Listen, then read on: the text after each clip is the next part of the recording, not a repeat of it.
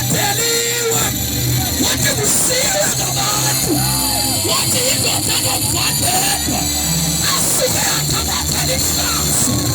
yatawakalifekwa za watu, yatawakalifekwa, yabatu pafuayo, yatigonanga, yatiwisono, yatigetakatwa, watakatiketa ya wanyala,